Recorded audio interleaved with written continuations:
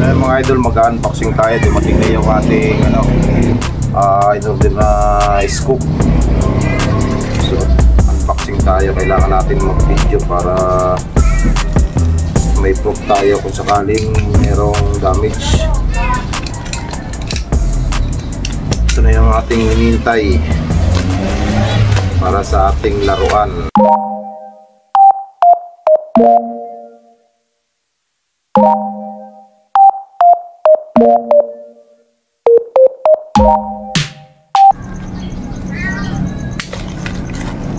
Yun ang mga idol, yung scoop natin nalagay dun sa ating laruan.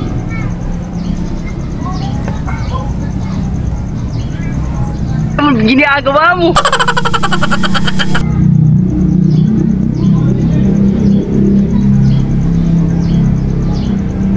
Enemy spotted. So ang ganda mga idol, ilalagay na natin sa ating laruan.